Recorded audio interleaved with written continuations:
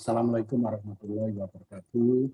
Ini bab 4 ini UPN ya, itu baru ya. Jadi Puskesmas ya belum punya ya. 9 bab itu enggak ada. Jadi ini baru ada di yang versi 5 bab ya. Jadi itu ya tetap harus menyiapkan ini, apalagi yang mau maju tahun depan ya segera dibuat ya.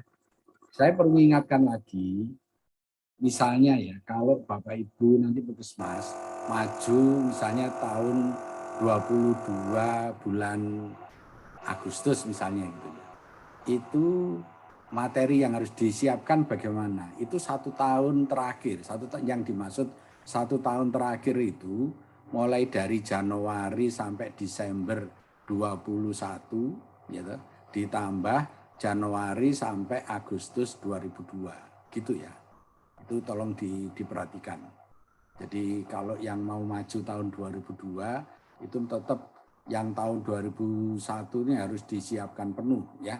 Kalau enggak nanti tidak bisa dievaluasi. Banyak yang tidak mempunyai nilai karena tidak ada datanya ya. Jadi itu. Jadi makanya yang baru-baru seperti ini ya harus segera dibuat kalau memang mau maju tahun 2002 gitu ya. Ya. Kalau enggak nanti gimana? Kan tidak bisa terus nah kan baru dimulai baru didok tanggal ini kelihatannya itu tidak berlaku ya. Baik, nah ini apa bab 4 itu ada 5 ya.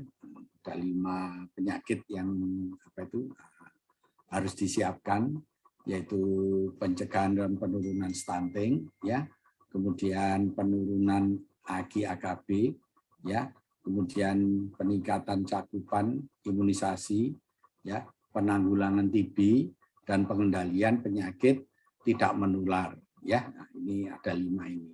Sebetulnya ini sudah dikerjakan. Kalau masalah dikerjakan itu sudah, tapi masalah menyiapkan apa dokumennya itu yang mungkin yang belum.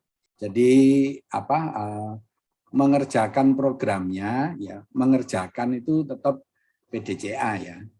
Jadi direncanakan ya, dikerjakan ya, dimonitoring, dievaluasi. Selalu itu tetap Bapak Ibu di Puskesmas harus hafal ya. Jadi kalau mengerjakan program UKM itu selalu mengerjakannya ya, selalu ya PDCA, direncanakan, dikerjakan, dimonitoring, dievaluasi. Selalu begitu ya. Harus lengkap ya. Tidak boleh dijawab ini baru direncanakan aja tapi belum dilaksanakan, tidak boleh.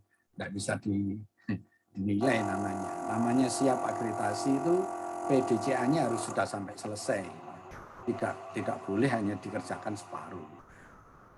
Kemudian manajemennya yang mendukung itu P1, P2, dan P3. Ya, itu juga selalu ya. Jadi antara P1, P2, P3, dan PDCA itu saling bergandengan untuk menjalankan program ini. Ya. Ini bab-babnya ya, nanti dibaca sendiri ya. Jadi elemennya itu sekarang ada 34 ya, 34 elemen ya di KIP ya.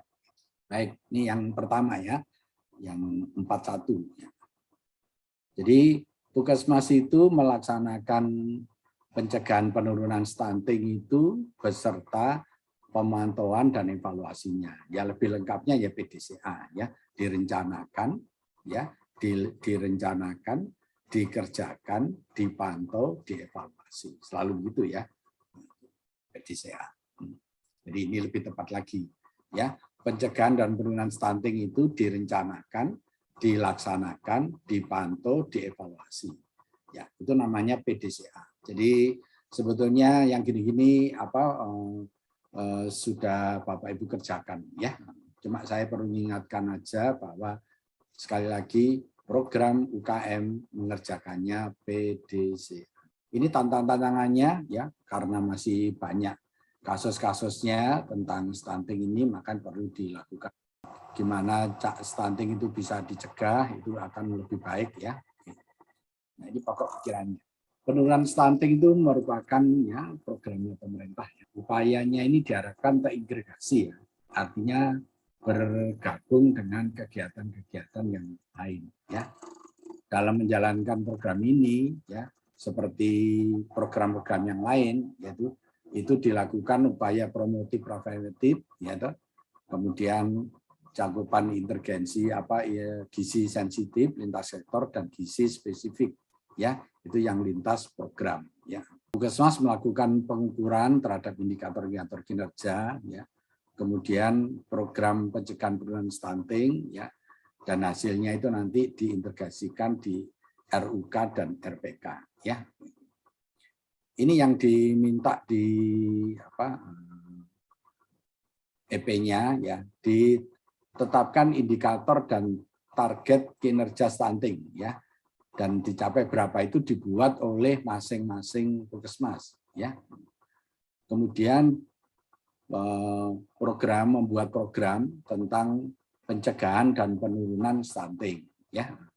Kemudian kegiatan pencegahan dan stunting itu dalam bentuk intervensi gizi spesifik dan sensitif. Ya, ini artinya bekerja sama dengan yang lintas program dan lintas sektor. Berarti nanti harus dibuktikan mana kegiatan yang dilakukan lintas program dan mana yang dilakukan oleh lintas sektor, ya. Jadi nanti dibuktikan sendiri-sendiri, ya. Kemudian dilakukan pemantauan itu artinya dilakukan monitor. Kalau dilakukan monitor itu berarti nanti ketemu masalah. Kalau ada masalah dicari penyebabnya, kemudian dibuat rencana tindak lanjut, ya. Kemudian rencana tindak lanjut dikerjakan, ya. Kemudian dilakukan evaluasi. Evaluasi nanti jawabannya bisa berhasil atau tidak berhasil. Kalau tidak berhasil berarti ada masalah lagi, berarti dicari penyebabnya lagi, kemudian dibuat RTL lagi dan ditindaklanjuti lagi dan seterusnya. Itu akan terus berlanjut terus seperti itu, ya. Kemudian dilakukan pencatatan dan pelaporan sesuai dengan prosedur, ya. Baik, sampai di sini ada pertanyaan dulu tentang stunting, silakan. Belum ada. Kalau di chat belum ada, dokter. Oh, belum, ya. Mungkin ada yang raise hand? Belum. Belum, ya, enggak apa-apa, nanti sambil jalan. Oke. Ini contoh pembuatan indikator, ya, indikator program, ya, misalnya ini makanya yang sekarang ini sudah diberikan contoh-contoh ini supaya mudah. Misalnya indikator program gizinya gini. Bayi usia kurang dari 6 bulan memperoleh ASI eksklusif, targetnya berapa? Ibu hamil yang memperoleh tablet tambah besi selama hamil 100%. Persentase ibu anemia 42%. Remaja putri yang memperoleh tablet tambah darah 100%. Persentase bayi yang memperoleh IMD 100%. Presentasi keluarga sadar gizi 100%. Ini indikator dibuat dulu oleh puskesmas. Setelah itu kan program ini dikerjakan, ya. Kemudian setelah misalnya akhir tahun, targetnya itu tercapai atau enggak. Jadi nulisnya di sini. Indikator misalnya ASI eksklusif, targetnya 100%. Capaiannya cuma 60%, berarti ada masalah. Kalau ada masalah, berarti terus dianalisis. Dari analisis keluar RTL. Kemudian RTL ditindak lanjuti. Selalu begitu, ya. Jadi ini sudah mudah, ya, sudah mudah. Jadi saya ulangi lagi, ini dibuat dulu indikatornya ini, ya, mau nurut seperti ini juga enggak apa-apa, ya. Kemudian setelah itu dikerjakan. Jadi membuat indikator ini termasuk P, ya, perencanaan, ya. Kemudian dikerjakan, ya, dikerjakan, kemudian dievaluasi. Nah, mengevaluasinya dimasukkan dalam format seperti ini, ya. Indikatornya apa, targetnya berapa, capaiannya berapa. Kalau ada kurang, ada minus, jadi masalah, ya. Kemudian dianalisis 3 kolom, ya. Nah, jadi masalah, dicari penyebabnya, terus ketemu RTL. Jangan hanya berhenti. RTL ini masih rencana, berarti ini harus dikerjakan lagi. mengerjakan RTL namanya tindak lanjut ya. Ya ini cara-caranya menganalisis ya. Jadi nanti dilihat, kemudian mencari penyebab itu pakai apa? Tulang ikan ini boleh ya, atau pakai yang lain serah mana yang Bapak Ibu pakai diagram tulang ikan atau pakai akar masalah yang lain, silakan ya, itu adalah proses-prosesnya. Yang penting Bapak Ibu bisa menemukan dan bisa mengerjakan. Kemudian untuk pencegahan stunting ini dibuat target yang tadi dibuat indikator seperti tadi ini diberi contoh ya. Nah, jadi Bapak Ibu bisa meneruskan ya. Jadi ini indikatornya apa, targetnya berapa, indikator apa, targetnya berapa, selalu begitu ya. Dan nanti setelah ini dibuat, dijalankan, kemudian dilakukan evaluasi ya seperti tadi ya. Terus Puskesmas dalam hal ini juga harus membentuk tim penanggulangan atau penurunan stunting ya di Puskesmas ya, di SK-kan. Terus perlu membuat pedoman ya, panduan penurunan stunting dan kerangka acuan kegiatan ya, dan SOP yang sesuai ya. Dan dalam proses pembuatan ini itu tidak hanya cukup dibuat SK-nya saja, tetapi prosesnya itu juga harus dibuat ya. Makanya perlu dibuat notulennya ya, itu supaya nanti tahu bahwa pembuatan ini sudah melalui proses, sudah melibatkan lintas program, lintas sektor. Ini contoh pembuatan rencana ya. Jadi rencana ini dibuat seperti ini, rencana pelaksanaan kegiatan program misi ini dibuat per bulan. Ini sudah diberikan contohnya. Nanti yang lama seperti grafik PWSKIA yang dulu sudah pernah Bapak Ibu buat, itu juga boleh dipakai ya, boleh dipakai untuk bukti pelaksanaan.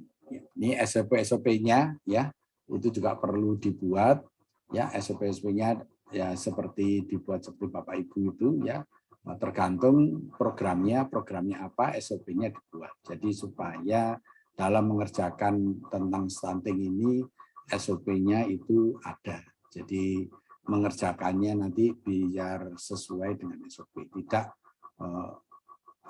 lari kemana-kemana. Baik, sampai di sini sebelum ke yang kedua, ada pertanyaan dulu mungkin? Ada, Dokter. Ya. Mohon izin membacakan. Ya. Dari Puskesmas Gunung Sari, bertanya apa beda indikator kinerja dan indikator program? Oh iya, ya sebetulnya itu istilah hampir sama ya. Pakai istilah indikator kinerja aja, indikator kerja, karena kinerja yang dibagukan di versi ini. Saya tetap mengingatkan Bapak Ibu sekalian, jadi dalam menurunkan ini itu Puskesmas perlu membuat indikator itu. Nah, makanya kan prosesnya kan panjang ya. Jadi mengingatkan supaya segera dibuat ya. Masing-masing ini kan ada 5. Itu dibuat indikator-indikatornya, terus dikerjakan, dipantau, terus dievaluasi. Jadi panjang ya. Oke, sekarang yang kedua, penurunan ya. Ini ada lanjutannya setelah pertanyaan silakan. tadi sama dari Gunung Sari. Bolehkah diambil dari indikator yang ada di PKP? Yang diambil dari indikator yang ada di PKP, Dokter. Oh ya, selama itu bisa dipakai ya boleh. Ya, maksudnya yang sesuai gitu. Boleh, selama sesuai, boleh aja.